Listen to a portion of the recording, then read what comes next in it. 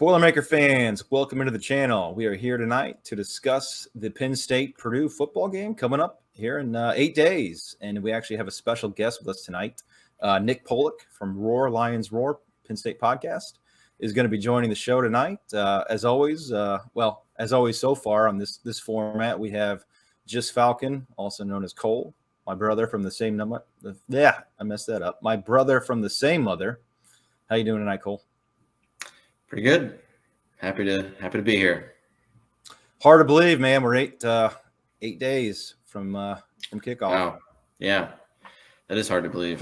And not only that, we're finally here. But not only that, we're 3 days from some Big Ten football with week 0, and week 0 is upon us. And maybe that's something we can also discuss here after we get done talking to Nick. We can kind of do a quick recap of that game. But anyway, I guess before we kind of get into too much depth of the game, we're going to get Nick's thoughts, kind of educate us Purdue fans. I mean, we haven't played Penn State since 2019, so interested to hear Nick. I know they struggled the last 2 years, so kind of get his thoughts on the program and see how the Penn State Nittany Lions are looking this year. Yeah, interested to hear his perspective for sure. Panel, Nick, thanks for being here. Yeah, no problem. Happy to be here. Let's talk about a weird football game, I'm sure. I guess before we kind of get into the breakdown of your Nittany Lions, if you don't mind, I guess give us a little elevator pitch of what Roar Lions Roar is and where everybody can find you. Sure. Yeah. So Roar Lions Roar, we used to be, a full-blown website. A lot of us split off from the Penn State SB Nation site, I guess 6 or 7 years ago, and started Roar Lions Roar thanks to our friends over at 11 Warriors, prominent Ohio State site.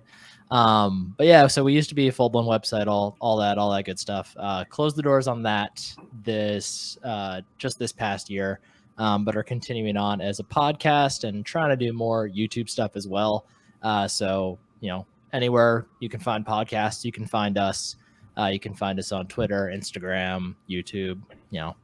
Just search Roar Lions Roar. It's going to pop up. There's not that many other Roar Lions Roar things out there, so easy enough to find.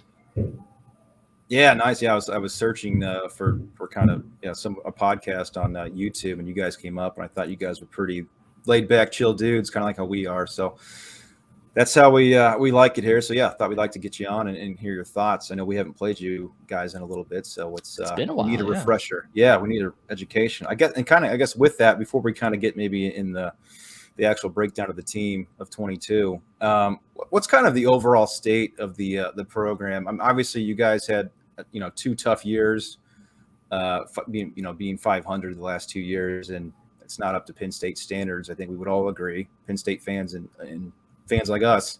I guess, what's the pulse kind of on the program right now around Happy Valley? Yeah, so it's an interesting spot, and it's not as down of a situation as you might expect. Obviously, the 2020 season was tough, but kind of 2020 was kind of just like pull a random number out of the hat, and that's what you're going to be, with so much obviously going on. And then 2021 was going really well until Sean Clifford got hurt, and then it all just went downhill. I know when I first popped in the room, you guys were mentioning the 9 overtime game against Illinois. Yeah, Clifford did play in that game, but the dude couldn't move. So that's kind of how it was over the second half of the season. But even then, they had Michigan beat. Michigan had a nice crossing pattern for a touchdown. 2 Penn State defenders ran into each other and let it happen. But other than that, Penn State had that game won. So it wasn't a great season, but they weren't far away from being a whole lot better. And overall, the program's honestly in a really good place. Sean Clifford is obviously back for this season, which is great for, there still are a lot of returning pieces, but there's also a lot of new pieces in the lineup right now as well. But even looking further ahead, last year they got, depending on where you're looking, the top ranked quarterback recruit, Drew Aller, out of Medina, Ohio.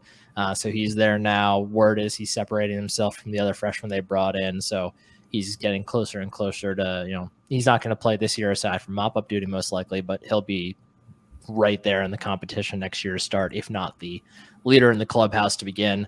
But overall, the health of the roster is in a really good spot. They've recruited really well. The recruiting efforts on the offensive line in particular are finally starting to pay off. It's looking like this will finally be the Penn State offensive line. It's above average. That's kind of an inside joke among Penn State fans because James Franklin's been saying that for probably 5 years now. But this finally does look like the group that will probably do it. Defense has a ton of talent, might be the best secondary in the Big Ten. We'll see. But it's not a bad spot to be in as a program overall, for sure. Nikki, I think you kind of alluded to this, but tell me, what are your guys' thoughts on James Franklin as he enters, year number 9 over there, and the job he's been doing and the imprint he's made on the program? Yeah, I think James Franklin's done a wonderful job. I mean, this was a program, obviously, under Joe Paterno, and then the 2 years under Bill O'Brien. And Bill O'Brien started to do a bit of this, but I mean, this was a program stuck in the past, for lack of a better term. There's really outdated facilities, outdated just styles of play, and a lack of willingness to, do the things that big time college programs like Penn State need to be doing, need to be constantly upgrading facilities, getting involved now in things like NIL and all that stuff. So in that regard, Franklin has been unbelievable. He's completely modernized this program. He's consistently built outstanding coaching staffs, and his own personal coaching tree is growing pretty expansively at this point. He has a lot of former coaches that are doing some really, really important and impressive things all over the country. On the field, obviously it's easy to look at the last few years and think things have gone totally off the rails, but they also went to a New Year's Six Bowl in 3 of 4 years prior to that. So they've had a ton of success very recently, and the last 2 years weren't great. And, he maybe doesn't always make the best decisions on game day, maybe some confusing timeouts here and there. They typically haven't been very good off the bye week. There's certainly things to criticize, but overall, I don't really think you could ask much more if you're Penn State than what you've gotten from James Franklin at this point. Yeah, I was just looking at the stats of his record, and I kind of totally forgot that the run from 16 to 19, where they won 11 games 3 times, that kind of just totally escaped my mind. I guess with the last 2 years, we all have short memories, it seems like. But yeah, I forgot he got Penn State after 2 7 and 6 years, back to Penn State level, if you will. But yeah. I guess kind of now getting into the actual, the team for 22, you kind of alluded to the offensive line. Looks to be above average finally, which as Purdue fans, we'll take above average offensive line play all day, every day. Wouldn't we all? Yes. Yeah. Yes, we all would. I guess kind of give an assessment. I know the offense has struggled as a whole last year. Mainly it was mainly the running game, which I don't know if that's due to talent or the offensive line. Purdue kind of was in the same boat. But what's that offensive looking like, Nick, this upcoming season? Yeah, so for starters, the run game should be much better. Penn State going into last season, just looking at talent, it seemed like the offensive line should have been at least decent. But then they lost presumptive starter this year, right guard Sal Wormley was ruled out for the season before the season even started. And by all accounts, he was having an incredible camp last year. So that was a big blow before the season even started. Left tackle Rasheed Walker had a lot of hype going into last year and didn't really, it just sort of seemed like he was playing at, second gear instead of first gear all season long. But he's in the NFL now. So, good for him. Can't fault him. But it just, little things like that just kind of kept the line from being what it could have been. And then when you combine it with the fact that the running backs last year just were not, they weren't game breakers. They weren't explosive guys. They weren't the types of players who were going to make somebody in the backfield miss and break off a big run. And if those are the two main components of your run game, it's probably not going to go all that well. And it didn't. So that's unfortunate, but this year should be a much different story. Like I said, offensive line looks much better. Wormley now will actually be able to start right guard. By all accounts, he's had another fantastic camp. It looks like there won't be much of a drop off at left tackle where Walker was. The rest of the line looks really solid. And then they're bringing in a 5-star running back. Nick Singleton was the Gatorade High School Player of the Year last year. He will probably not be the starter, especially not week 1, but he will play a lot. And they also brought in another 4-star running back, Katron Allen, whose nickname is Fat Man, which is amazing, from down in Florida. And he's a beast in his own right. Like, if it wasn't for Singleton, we'd be talking about him as the breakout back for Penn State. So both those guys are going to play a lot.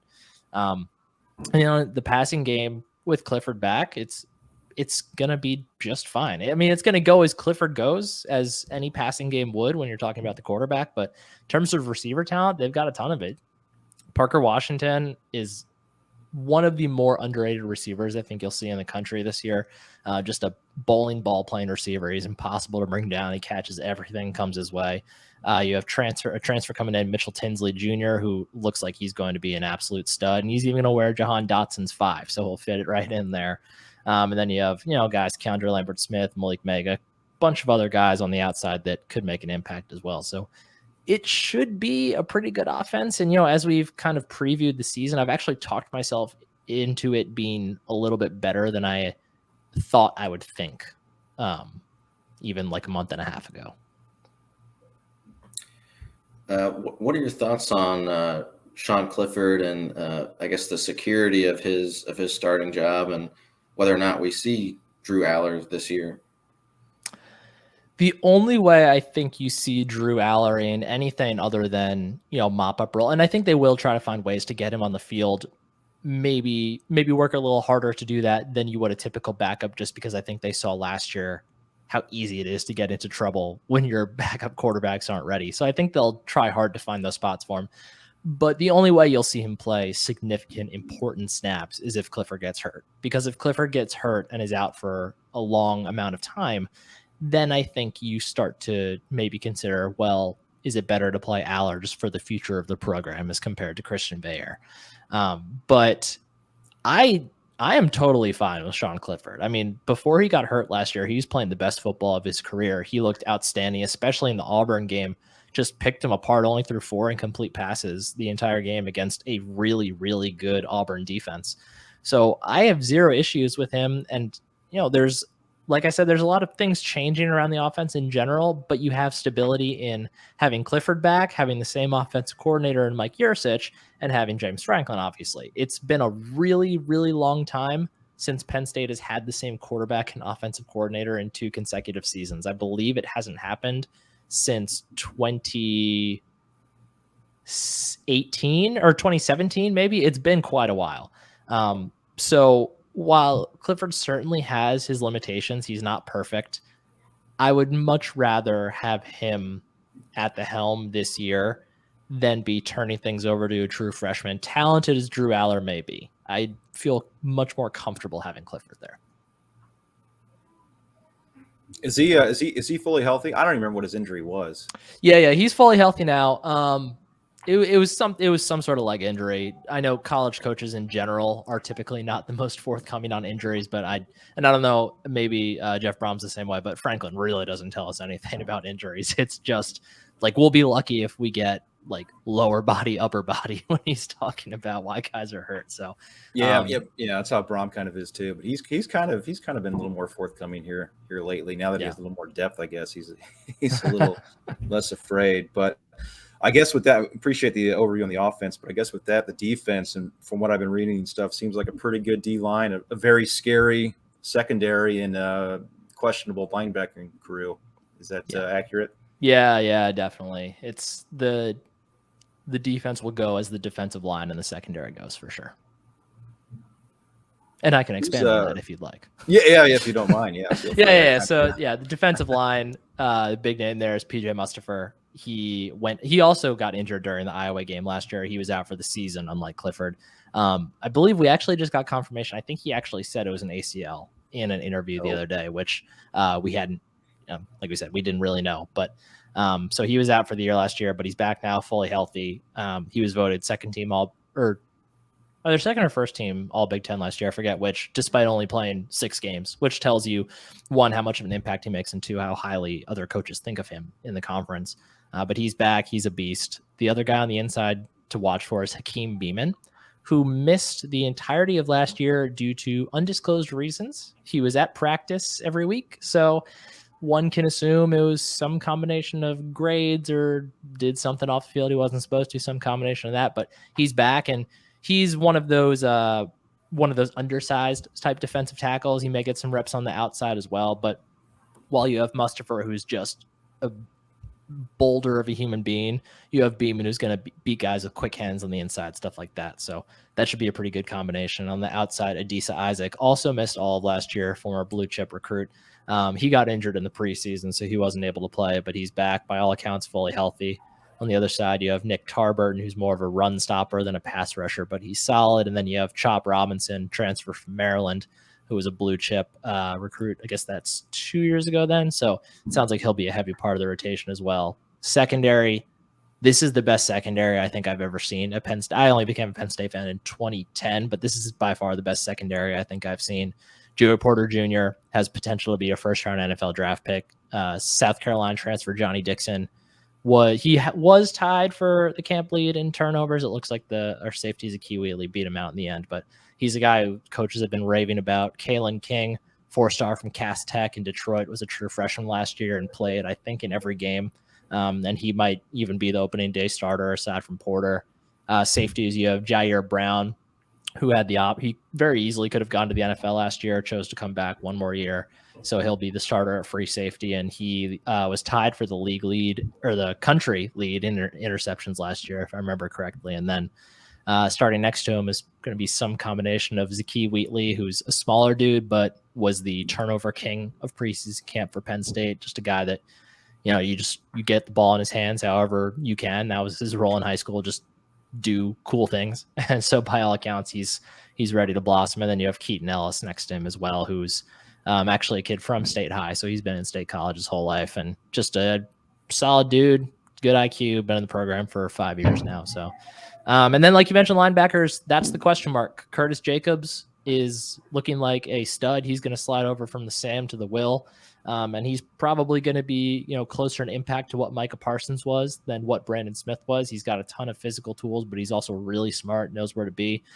The Sam linebacker, probably not going to be all that much of a factor this year. I think they're going to sub that position off a lot in favor of a third corner or a third safety, whatever it may be. But then middle linebacker, you have a competition between a redshirt sophomore and a redshirt freshman between Tyler Elsdon and Kobe King. Neither are finished products, but both have talent. So we'll see. That's the middle linebacker is definitely the biggest question mark on the defense. That'll be interesting. It sounds like it'll be strength versus strength with Aiden O'Connell and his, receivers against that secondary. As you're naming those names, a lot of those names are familiar, and especially Joey Porter Jr. Yeah. But I want to jump over to special teams just to get an idea of what it looks like there. Yeah. So Penn State loses their do-it-all everything in special teams from the last couple of years, Jordan Stout. He's now punting for the Ravens, I believe. But last year he was their place kicker, their kickoff specialist, and their punter. And he had been their kickoff specialist for the entirety of his time since he transferred from Virginia Tech. No idea why Virginia Tech didn't give this kid a scholarship because he was an absolute monster. But handled kickoffs basically from day one. I can maybe remember 4 times he didn't kick a touchback, like in those 3 or 4 years. It was ridiculous. And then he and another scholarship kicker, Jake Pinniger, had split field goal duties. Pinniger would handle everything 40 and in, and Stout was beyond that. Kicked a 57-yarder back in 2020. But last year, Stout took over place kicking full time. I think there was a Pinniger injury, and then he came back and just wasn't quite the same, but he'll be the kicker this year.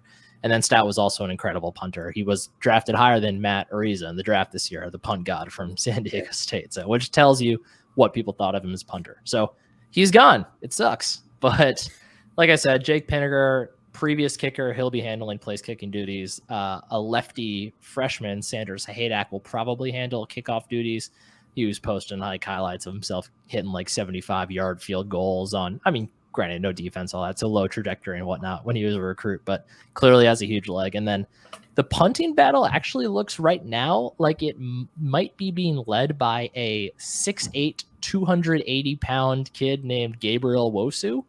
And I hope to God he wins the battle because it's one of the most amazing things you can see, a kid that big being a legit good punter. It's wild.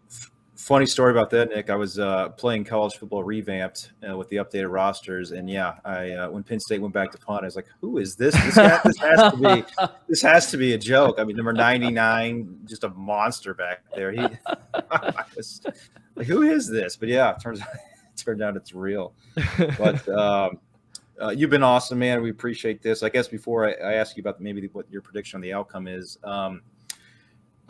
Any major injuries to report outside of camp that you know of that James has said, or how's the overall health of Penn State?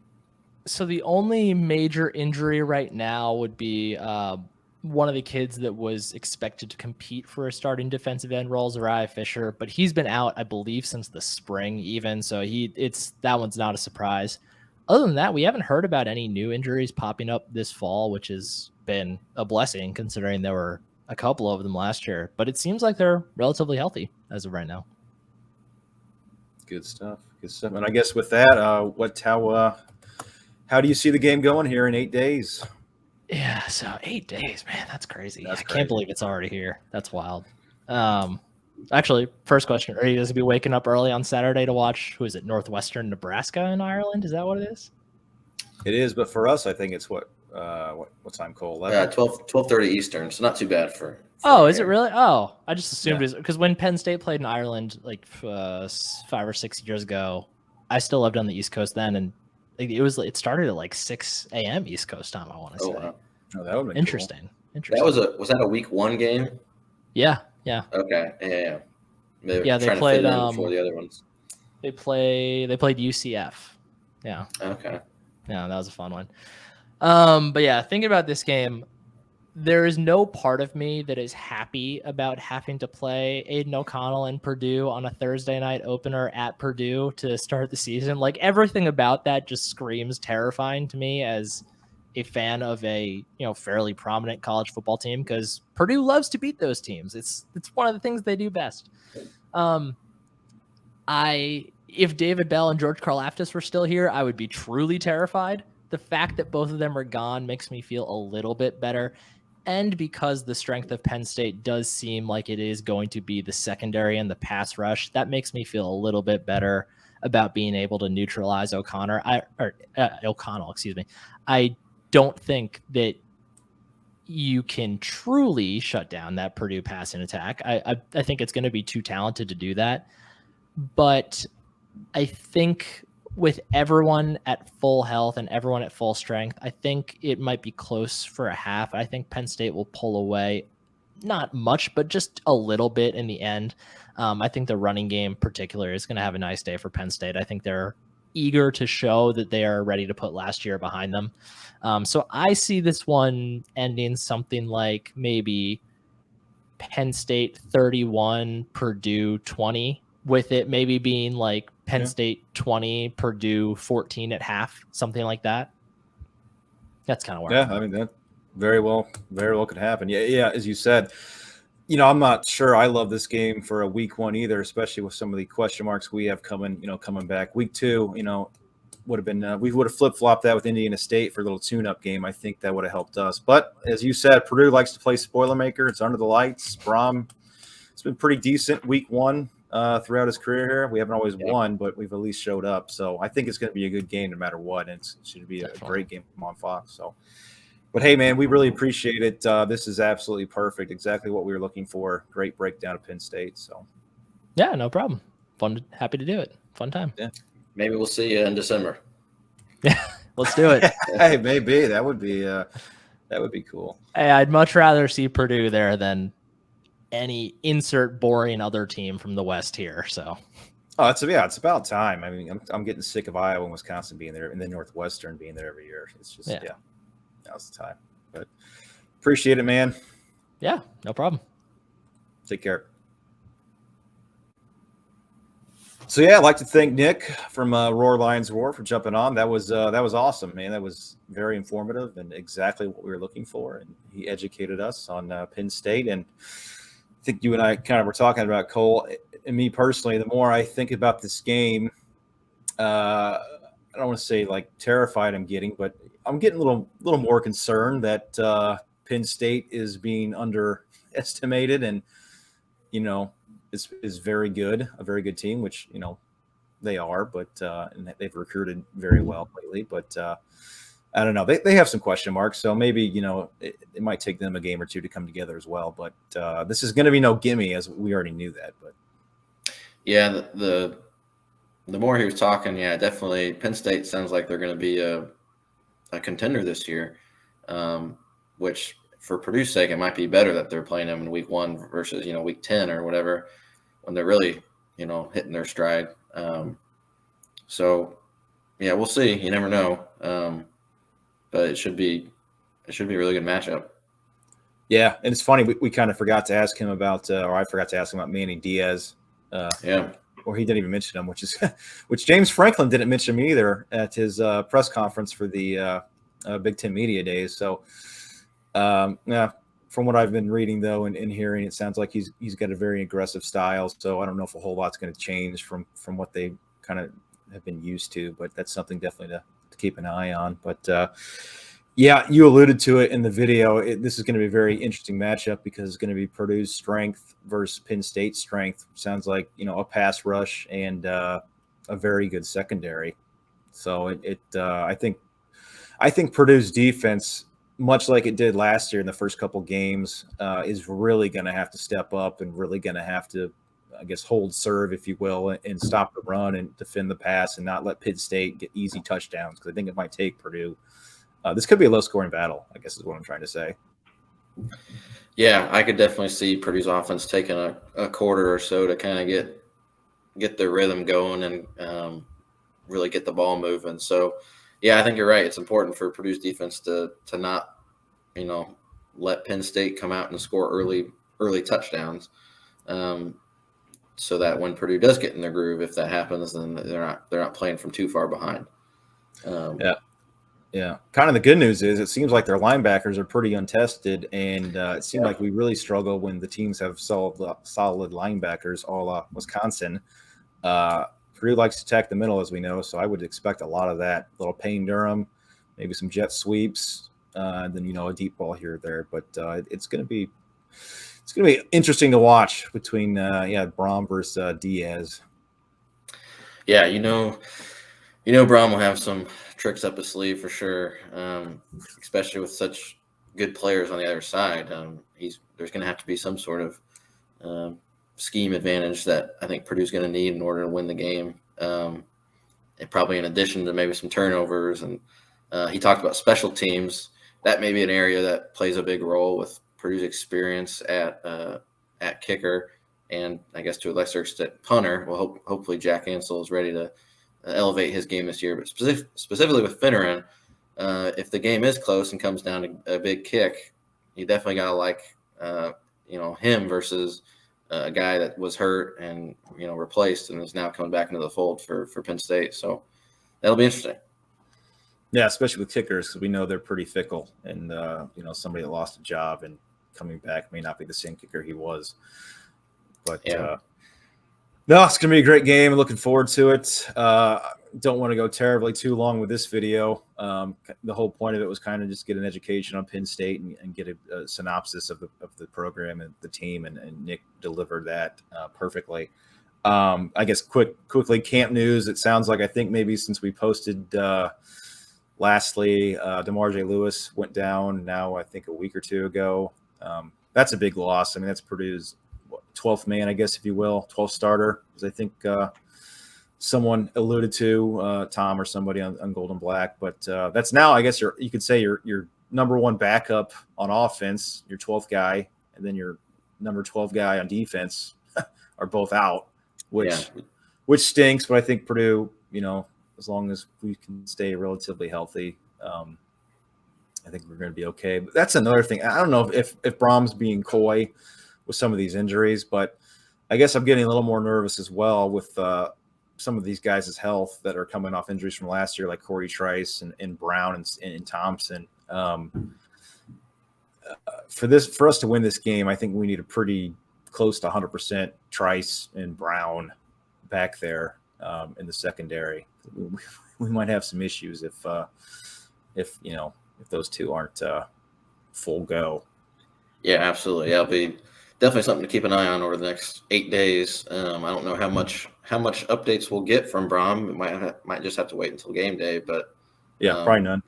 Yeah, he'll as it gets closer, he'll be tighter and tighter lipped, I'm sure. Yeah. Well, I guess before we kind of we've already said our schedule prediction, but in our previous video, but maybe we'll do a score prediction or see if anything has changed since then. But I have a bonus question for you. It is week 0, obviously. We got some football to watch, Big Ten football here coming up Saturday. Nebraska versus Northwestern, in which we know from the last video you are sort of high on Nebraska. You think they're going to have a pretty good year. But here's my question, and I just thought of this the other day. I don't know. I think maybe I heard somebody talk about it, but if Scott Frost and those Cornhuskers somehow lose to Northwestern, which I don't think is going to happen, but it wouldn't surprise me. Let's just say that. Is Scott Frost in jeopardy of losing his job, like when the plane lands back in Omaha? Yeah, another Tarmac Lane Kiffin could it incident. happen? Yeah. Gosh, I almost wonder if that is true, because on one hand, Northwestern is, I think, expected by everyone to be not good this year. Yeah. And yeah, with the expectations sky high at Nebraska from their own fans and a lot of media, gosh, that would just be such a gut punch after the last 3 years. That would be, that would be a season derailer, I think, almost. I mean, you hate to say that after one game, but just with everything they've been through and where they're coming from this preseason, it would be hard not to be like, oh, here we go again, another season of misery coming up, after all the mistakes that they had last year, and that's how they started last year with Illinois. So, gosh, that would be I think it'd be a real possibility. I think it might depend on how they lose. If they lose, on a one score, last second field goal or something like that, probably not. But let's say they lose by 2 touchdowns somehow, or even 10 points. Has anyone been fired after week 1 that we know of? Top of our head? That's a good point. It'd probably be unprecedented, but I feel like it just happened though, and I can't think of what program it was, but I feel like somebody was fired after week 1. I was like shocked.